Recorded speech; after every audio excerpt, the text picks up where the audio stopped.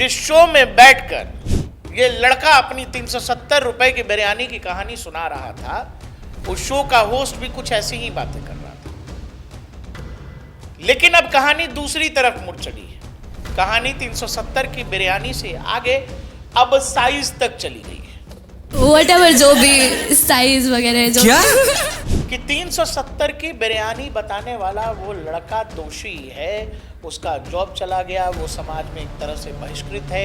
We have decided to part ways with Himanshu. लेकिन इसका क्या करिएगा?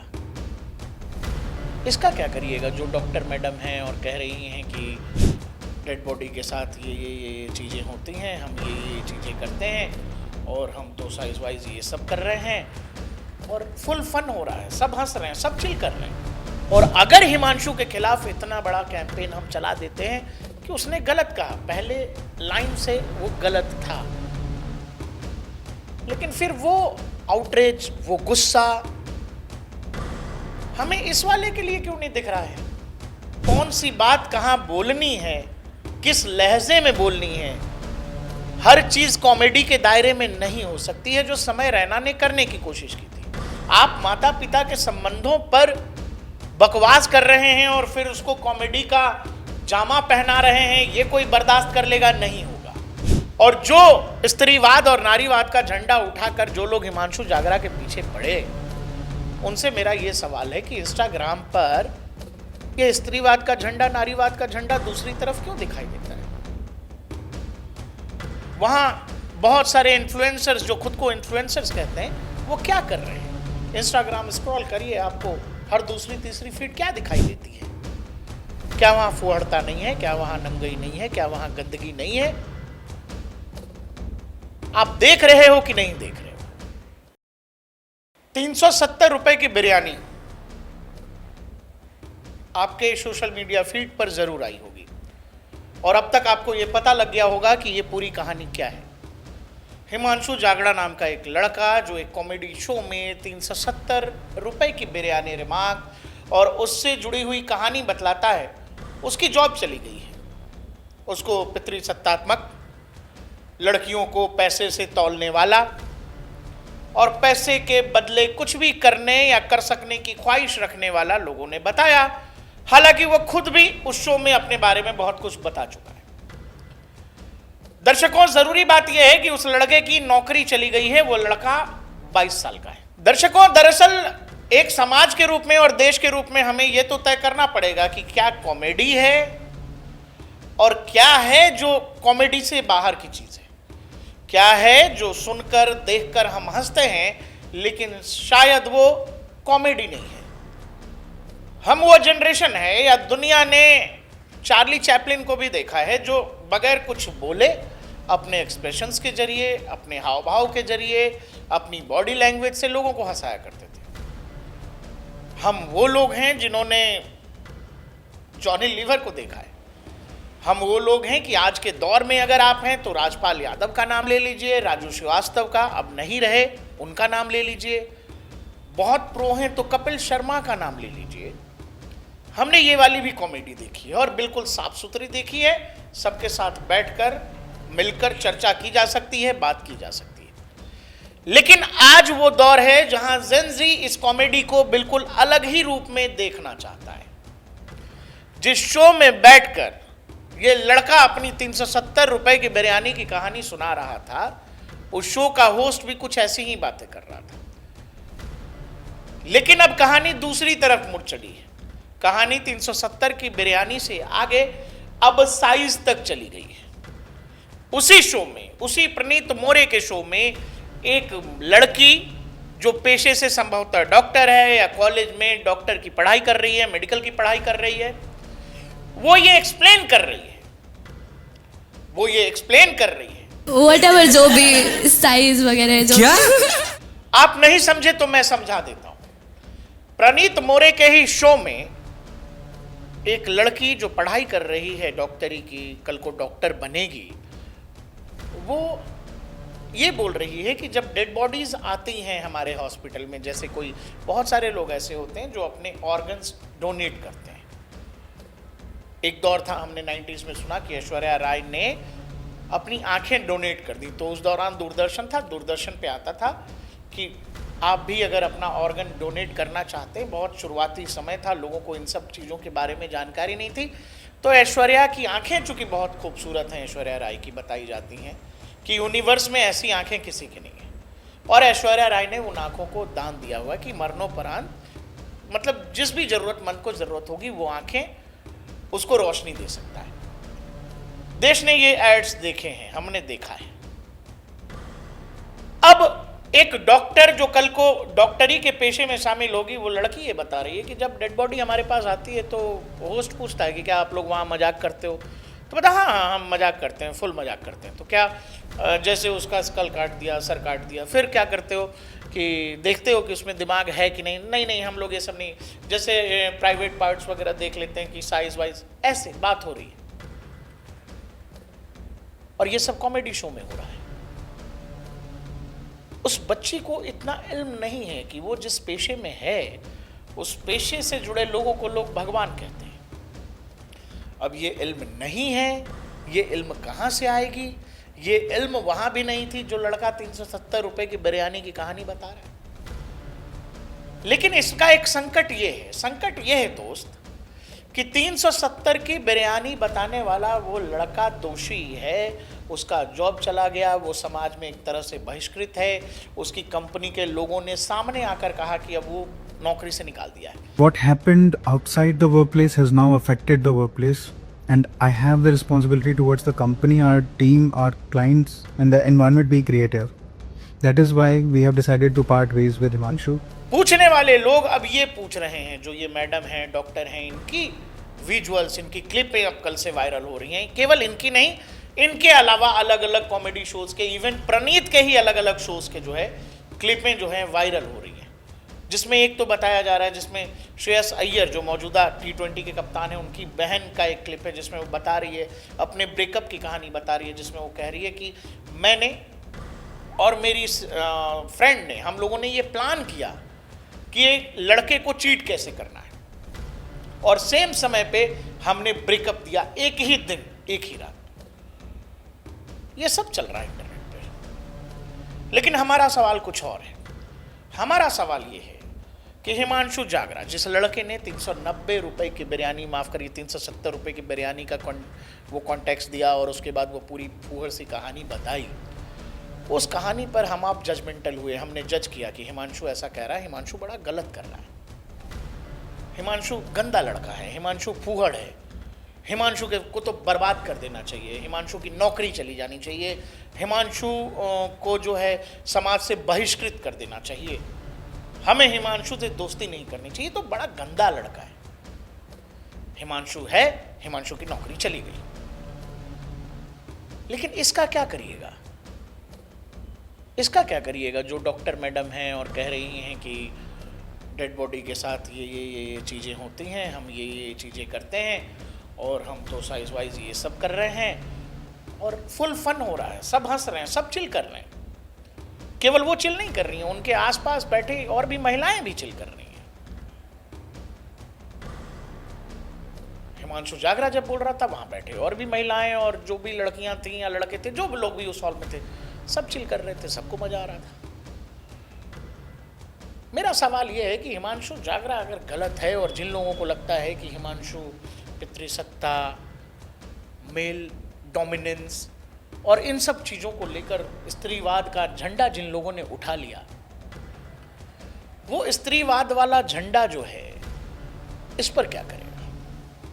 ये जो फेक फेमिनिज्म लेकर के लोग घूमते रहते हैं कि हर बात को नारीवाद से जोड़ देना, स्त्री के अधिकार से जोड़ देना, हर कहानी को एक दिशा में ले जाने की कोशिश करना, कॉमेडी शोज जिनको आप कह रहे हैं, जिनको आप स्टैंड अप कॉमेडियन मान रहे हैं, क्या केवल वहाँ हिमांशु जा रहा है?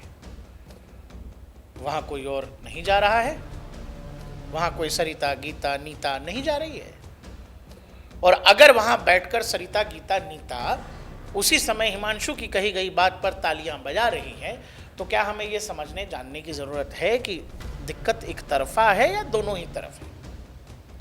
अगर हिमांशु जागरा गलत हैं, तो उसी शो में बैठकर ये कहानी बताना कि हम डेड बॉडीज़ के साथ क्या करते हैं, जो डोनेट होकर आते हैं उनके प्राइवेट पार्ट्स के साथ हम क्या करते हैं, हम उसको लेकर कैसे कैसे जोक क्रिएट करते हैं, ये हमारी कौन सी मानसिक अवस्था, या यूँ कहें कि अगर हिमांशु बीमार है, हिमांशु की मानसिकता बीमार है, तो ये जो मेडिकल वाली पढ़ाई है इसमें कौन सी स्वस्थ मानसिकता का हम परिचय दे रहे हैं। और अगर हिमांशु के खिलाफ इतना बड़ा कैंपेन हम चला देते हैं कि उसने गलत कहा, पहले लाइन से वो गलत था, लेकिन फिर वो आउटरीच, वो गुस्सा हमें इस वाले के लिए क्यों नहीं दिख रहा है। हालांकि जिस लड़की ने ये कहा, जो मेडिकल स्टूडेंट है, उसकी सफाई भी सामने आ गई है। I wanted to come here and give a public apology that मेरे साइड से ऐसा कभी नहीं होगा वापस. I would make sure I would never get into any sort of actions or any sort of comments, public comments इसके बाद, because social media एक बहुत बड़ा platform है and it's good that people are calling out for good cause, and I just want to make sure कि I would never support all this thing. I never wanted you all to see me like that. So, yeah, it was a mistake and I'm so sorry about that. मैंने आपके अगर sentiments hurt किए तो I just want everything to stop this year. Yeah, so I'm sorry. दर्शकों, यहाँ बात किसी एक हिमांशु या किसी डॉक्टर की अकेले की नहीं है। बात यह है कि एक समाज या देश के तौर पर क्या हम ज़्यादा जज कर रहे हैं, क्या हम ज़्यादा उम्मीद कर रहे हैं, क्या हम समय से पीछे चल रहे हैं, या हम ही गलत सोच रहे हैं, हमें सही नहीं दिखाई दे रहा है। दर्शकों, असल बात यह है कि ये जो जनरेशन है जिसको हम जेन ज़ी कहते हैं, शायद हम इन्हें ये बताने, ये सिखाने में पीछे रह गए हैं कि कौन सी बात कहाँ बोलनी है, किस लहजे में बोलनी है। हर चीज कॉमेडी के दायरे में नहीं हो सकती है, जो समय रैना ने करने की कोशिश की थी। आप माता पिता के संबंधों पर बकवास कर रहे हैं और फिर उसको कॉमेडी का जामा पहना रहे हैं, ये कोई बर्दाश्त कर लेगा नहीं होगा। लेकिन एक लंबे अरसे से अब ये हो रहा है कि कॉमेडी के नाम पर, कॉमेडी का जामा पहनाकर फूहड़ता को लोगों ने यह कह दिया ये क्रिंज है,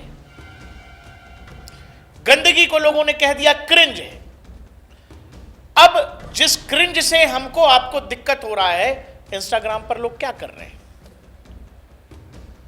और जो स्त्रीवाद और नारीवाद का झंडा उठाकर जो लोग हिमांशु जागरा के पीछे पड़े, उनसे मेरा यह सवाल है कि इंस्टाग्राम पर यह स्त्रीवाद का झंडा, नारीवाद का झंडा दूसरी तरफ क्यों दिखाई देता है।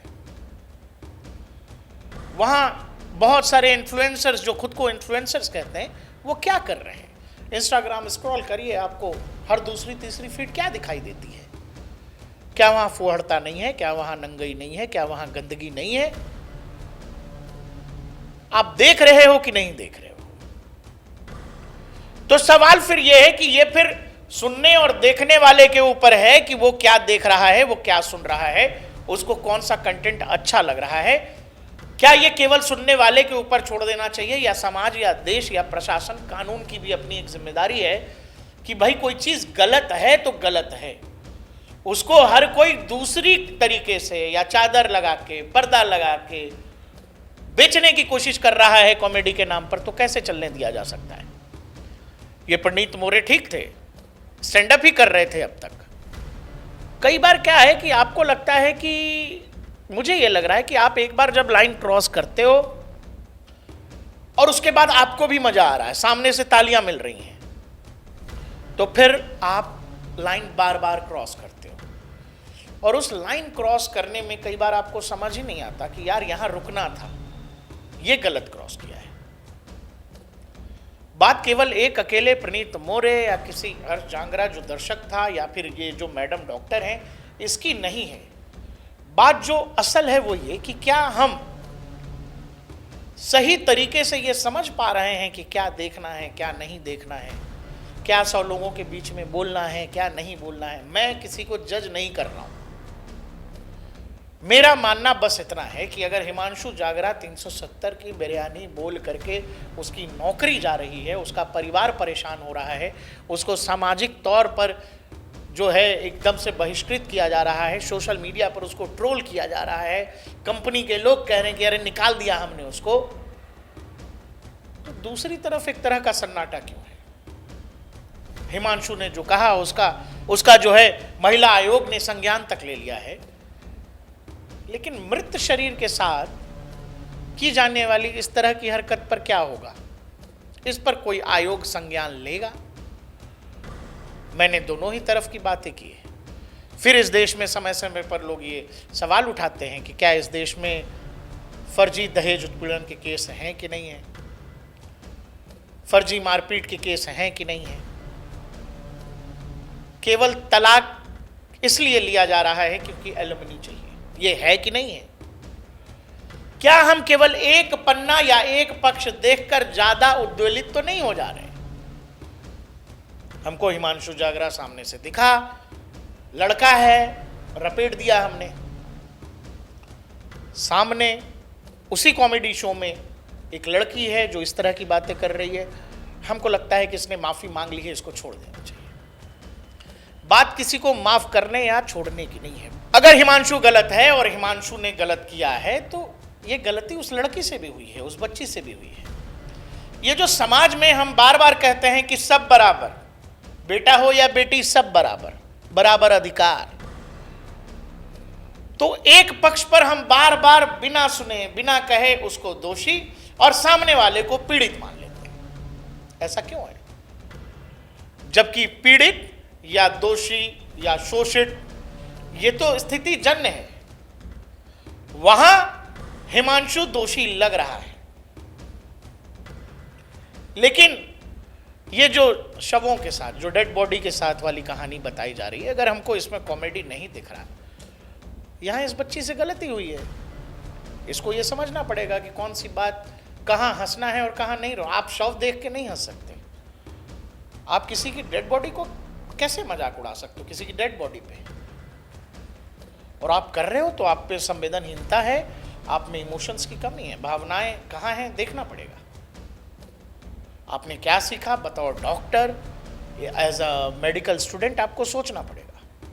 हिमांशु को यह समझना पड़ेगा कि हर बात जो आप अपने लाइफ में करते हो या एक्सपीरियंस करते हो या जो भी आपका अपना एक्सपीरियंस है, आप उसको किस तरीके से सामने वाले को बताते हो। और आज के दौर में जब हर फोन में इंटरनेट है, मोबाइल है, हर आदमी के पास संचार का साधन है, हर व्यक्ति आपको जज